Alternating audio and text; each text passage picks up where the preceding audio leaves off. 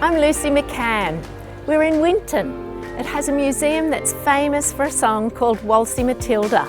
And it's just so lucky for me that the words are written in front of me on the pavement. Once a jolly swagman camped by a billabong under the shade of a coolabah tree. And he sang and he watched and he waited till his billy boiled, "You'll come a waltzy Matilda with me." I'd like to find one of those billabongs.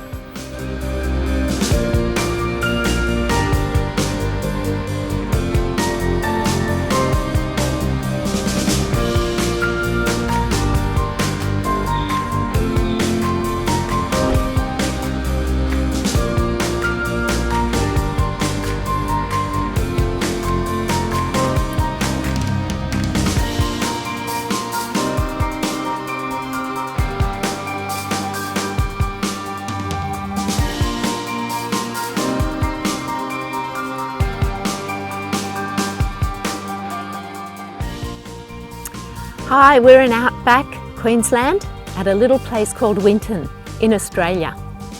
We're actually camped by a billabong under the shade of a beautiful coolabah tree. And I'm going to do a painting here.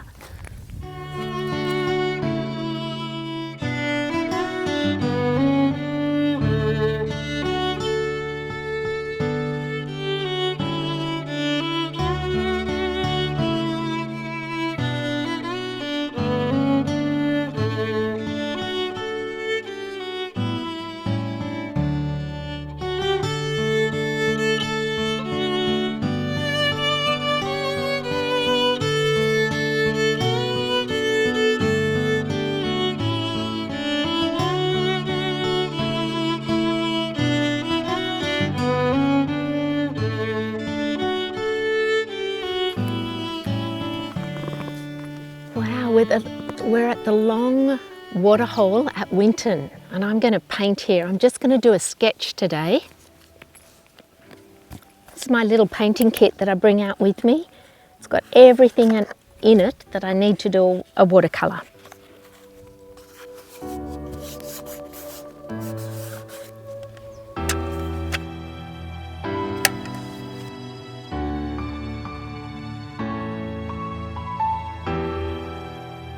I've got my watercolour paper taped to my cardboard. I've got some water and I've got 2 travel brushes, a size 2 and a size 8. Just going to drop some water into my watercolours just so as they get juicy and I can paint with them. We don't have to do much detail. It's just a sketch for this afternoon until I feel my way in this new environment. And I would like to make sure it's a traditional watercolour, and it's going to be more about the sky and the changing colours than the actual detail of the scene. So I'm just going to sketch this in. As I said, I'd like it to be about the sky. So we're going to have more sky than land. Need a horizon line. There's a few trees out on the horizon. They are at different heights. And then we've got this beautiful group of the trees in the foreground just before the water. So I'm going to indicate them. They're at different heights as well. And a lovely tall one here on the left, which is actually going to be a bigger coolabah eventually. At the moment he's quite small. Then we've got a bank.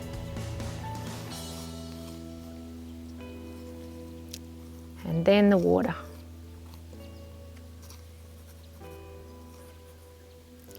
And that's about all I need for my sketch.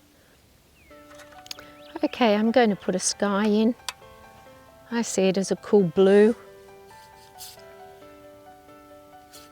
I'm going straight onto dry paper, and if I've got too much pigment, just add more water. So if it's too dark in value, add more water.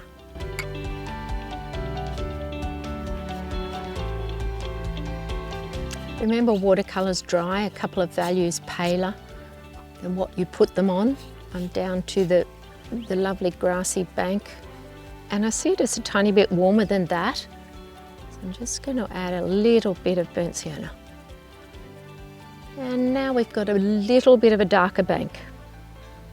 Burnt sienna and ultramarine, probably a good enough mix for here.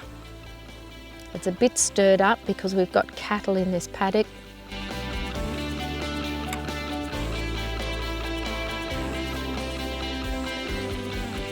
I want to make it a little bit dirty again in this foreground area. So I'm just adding some burnt sienna. I'm just going to start at the background now and work to the foreground as a traditional watercolour would.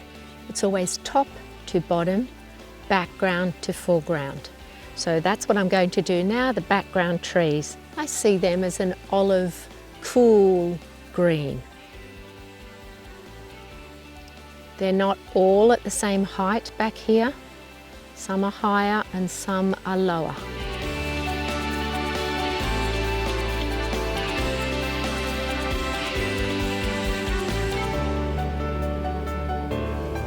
And they could be a tiny bit darker at the bottom.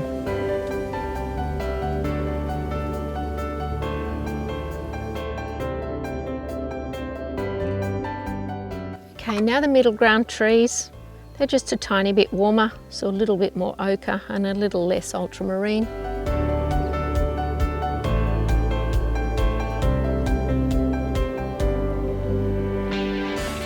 I'm going to understate them. Just get a bit of trunk in. Okay, now the foreground ones. Brush on the side if you want to get some little patches higher. And then this one on this side is higher again. So brush on the side, just tickle it across your paper. And then enhance by adding more pigment if you need to. And then the trunk is darker again.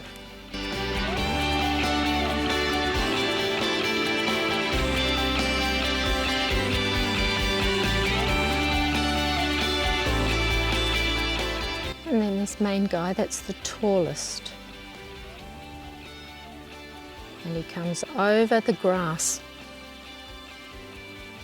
as does this one.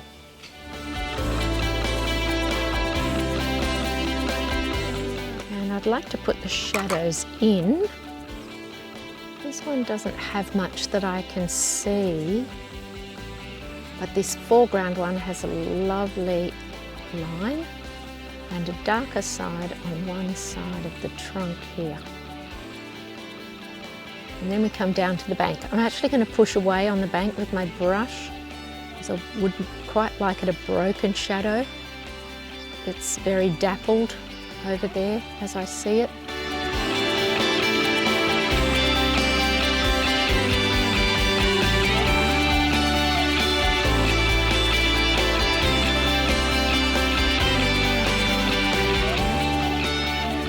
Okay, so let's look at that one, which is at a mid-afternoon light. And then as the sun goes down, I'll paint you one that is in late afternoon sunset light. And you can see the difference.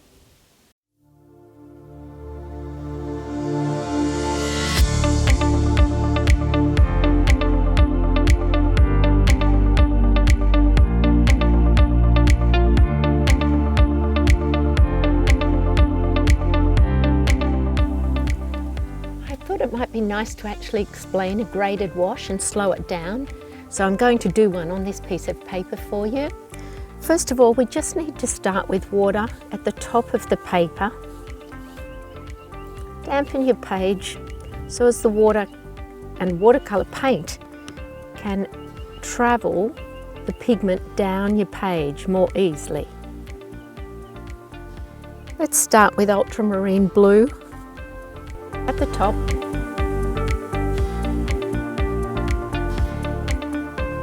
And I allow it to do that bit of running. That's really good amount of water to pigment. Now, however, if I want to go a little bit darker with value at the top, I just need to increase my pigment before I let it come down too far. So So just add up there if you don't feel that it's quite dark enough. I'm really trying hard not to get a brush mark. Then let's go into some magenta and ultramarine blue, maybe a dash of burnt sienna into it, and let's just add some of it in. Don't be afraid of going back up into your first wash if it's wet enough, where we started. You can see the water still carrying the pigment down. So a graded wash is just changing colour and coming to the bottom. I might warm it up a little bit now with some orange. That's probably a little bit thick, so I'm adding some water.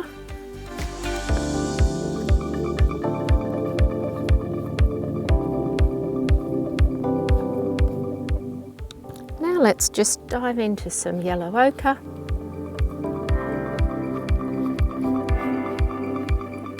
Remember, if you've got too much pigment on, just add a little bit of water.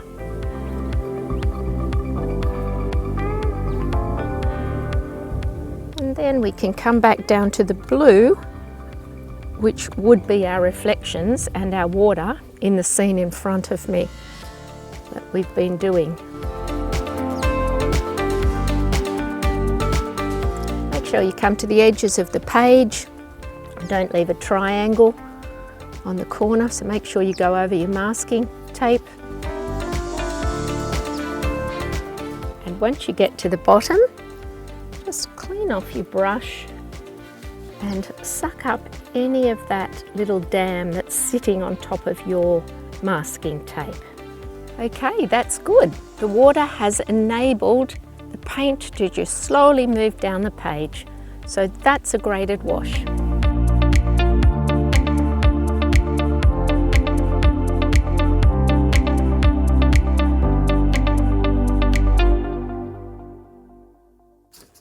I'm just going to tape a piece of 300 GSM rough watercolour paper to my board, and this is a half sheet.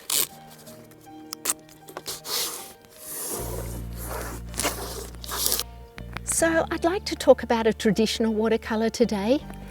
That just means top of the page to bottom of the page, and then let it dry, and then background to foreground as we're doing our washes. I'd like this to be mainly sky with a little bit of the reflections in the water in the foreground. But if we get the beautiful sunset I'm hoping for, then we'll get a beautiful opportunity to do the graded wash.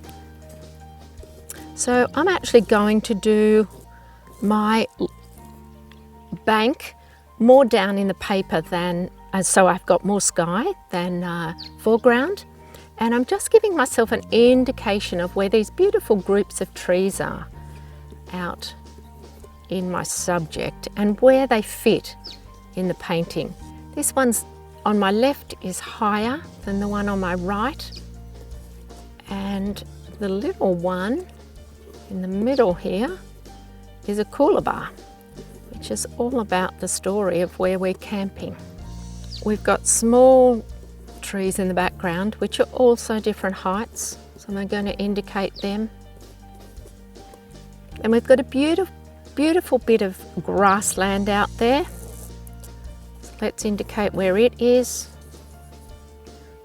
These foreground trees now have to come across that to link into this plane or this section of my painting. Just make sure you check your heights, where things are going. Give yourself a really good opportunity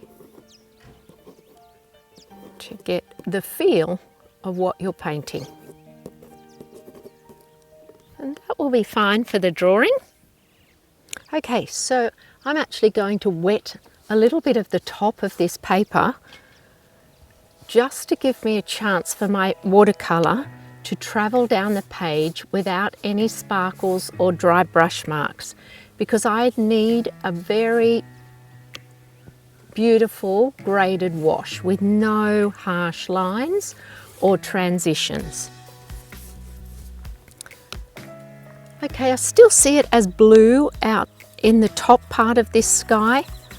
So I'm going to go with a blue first.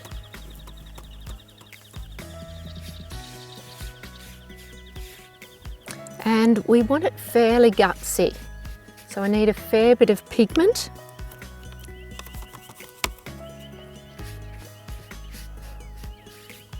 And make sure that your paper is damp enough for the pigment to slowly travel down with the water. You can see it happening there. That's perfect consistency. And I want to make sure that it's going to dry dark enough, so I'm just aware of not to come too far down the page until I get that dark enough to travel down. I don't want to see a brush mark, so I just have to be careful of not allowing it to dry too much at the top. I think that's quite good. Now it's starting to go to a little bit of a green. We have to be careful here. Blue and yellow will make green, so I'm very aware of that, and I'm also going to put some red in it so as I don't get a green. See how the pigment is still being brought down with the water? That's good. Don't let it get too dry. You can see these beautiful colours changing now as we're getting into less and less light. The sun's going down.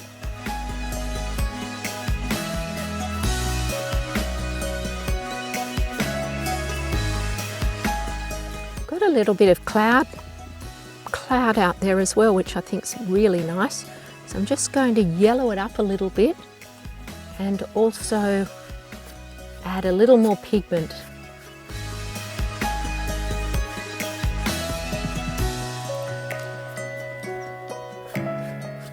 I'm aware of also where my tree line is. Now look at the beautiful colour of that grass out there. I think I'd like to put that in. It's going a gorgeous, gorgeous yellow. So we'll just go with straight yellow ochre. This is fairly dark. It will dry fairly dark, which is what I want because the trees are becoming darker and darker as we get later in the afternoon. I'm just gauging now where my bank is so as I don't go too low before I get the water in. I'm looking at my pencil marks and we've still got lovely ochres and pinks down in here. You can see now this is a dry brush stroke where the sparkles come because I didn't wet it in the beginning. Some of those can be there. There is little sparkles across there. There's a gorgeous purple strip where the water hits the bank. Just going to put a little strip of that in.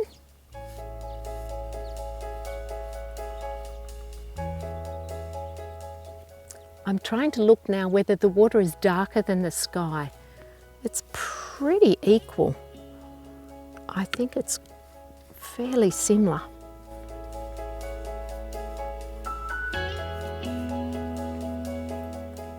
And then it probably pales off a tiny bit and it's a little bit muddy as it comes towards us and pales off. So I'm just going to get that. If you want it to pale off with watercolour, all you do is add water. There's nothing happening in the water that we need a sparkle, so we just need to keep coming through with pigment. We don't need any white highlights in here because none of that's happening. Don't think it's quite dark enough. It's dry quite dark enough. Watercolour dries a couple of values paler than what you put it on, so you always need to be aware of that. So I need to start at these little trees at the back here. I see them as getting quite dark if I squint and look out to the scene. They are cool, and so I'm still going to go with a blue and a yellow. Brush on the side and just add some of these little trees back here. Make sure you're looking at your scene because they're all at different heights. It's not like a haircut where it's a neat fringe back there. Some are taller, even in this background. Some are taller and some are just touching the horizon. Sometimes your brush can be on the side and sometimes it needs to be pointed. We'll come to those two little trees in the centre of the page. They'll warm up just a tiny bit and they are a tiny bit higher. I might just do a little bit here. They're very fine. There's not much to them, and then a trunk. They're a bit spindly out here in the outback because it's often quite dry.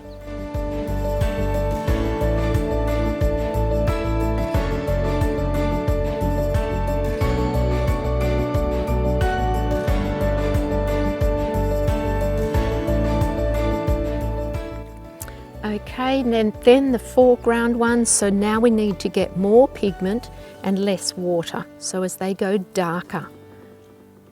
They're quite dark if I squint at them.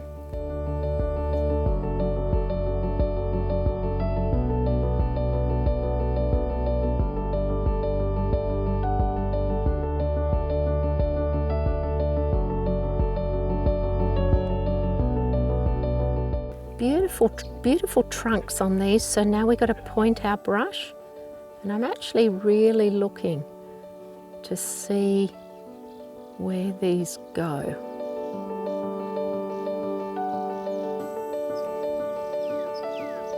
And there's a little cooler bar in behind.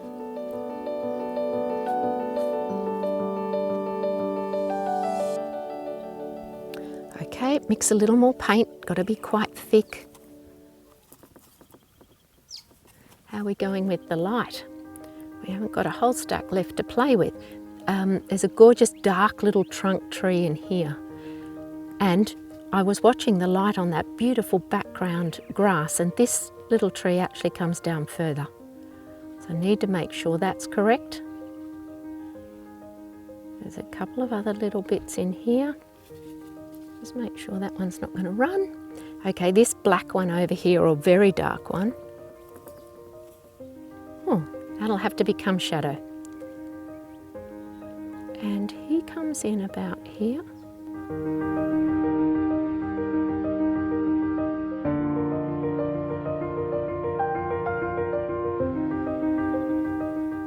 He just clips the background trees back there. He's fairly spindly. He doesn't have a whole lot of leaves happening. And I want to catch that as well. And this guy, maybe just a little bit of ochre in that mix. And he's quite tall. He's got a nice light side there where the sun's hitting it. I wouldn't mind getting that in.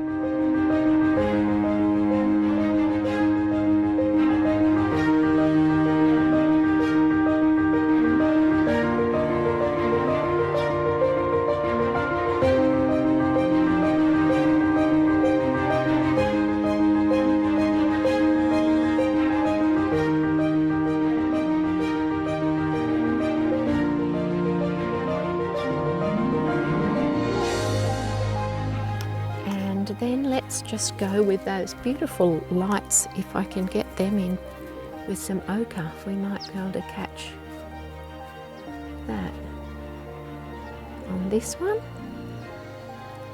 And there's a tiny bit on this one. So let's put that in. Okay, come down to the bank now, which has all gone into shadow, which is just lovely, which I'm going to get. Ultramarine blue and magenta and a dash of burnt sienna.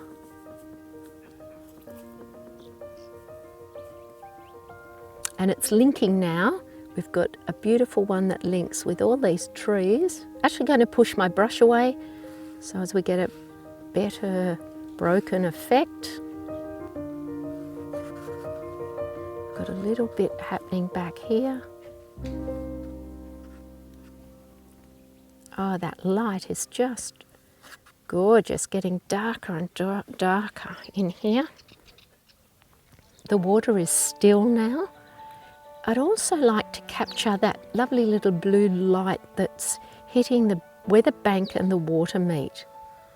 So let's leave a little chink there, then down with our shadow, and if it's still water now, it's got to be mirror image of what's happening above.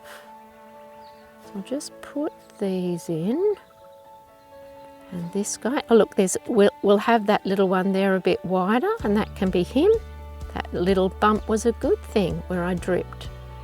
Put this in, put this one in, some bits in here. There's lovely little grass reflections there that we can catch on the edge of the bank. Right, now I'm just going to go to a flat brush and pick up this lovely mix and put my brush on the side and just ease in here. This all kind of meets up in here. I'd love this lovely centre to be the dominant section. And if you have your brush on the side here, you can create lovely reflections.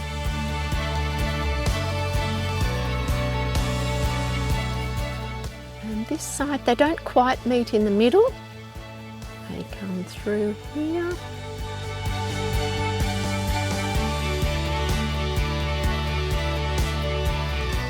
And if you've got too many breaks, turn your brush side on and just flatten it out a bit so as it's less happening.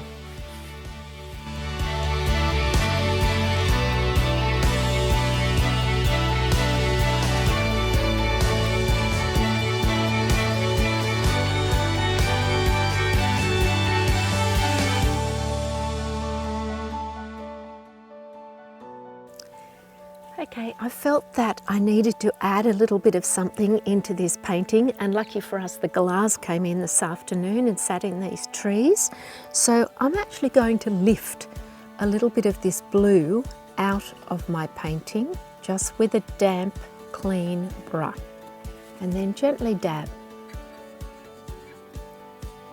We'll give ourselves a cleaner patch to work with. And then we can put the greys and pinks on, and maybe a third one.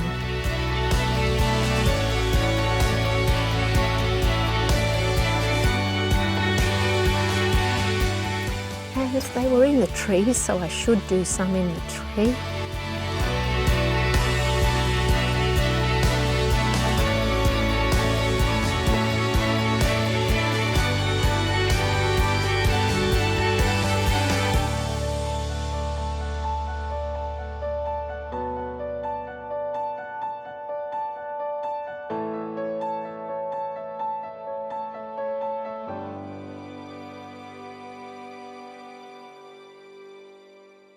Okay, I'll go to the grey side. They have a lovely grey wing on them, on the darker side.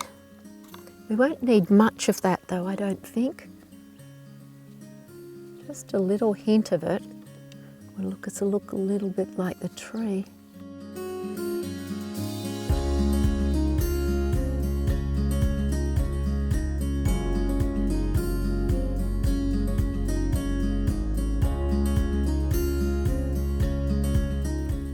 And I think because we're at a coolabah tree that we should put some leaves on the coolabah tree.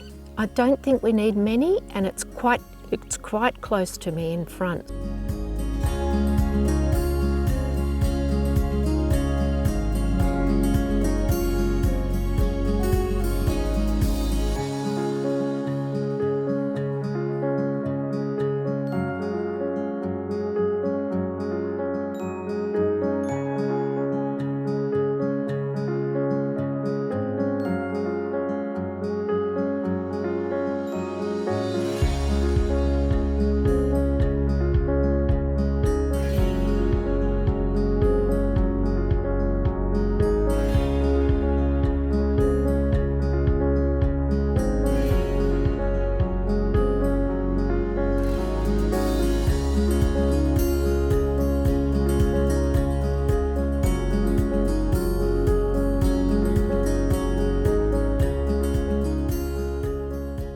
as we're just about losing our light, I'm going to call that a day for now. Make sure your paper's dry before you pull your tape off. You don't want to tear your painting.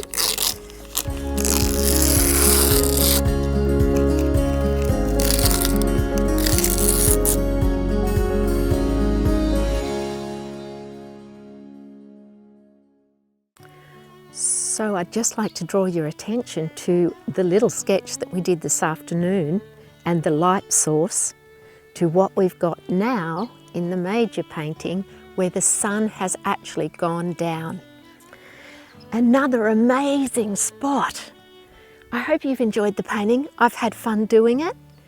Until we meet again, somewhere at a beautiful scene, bye for now.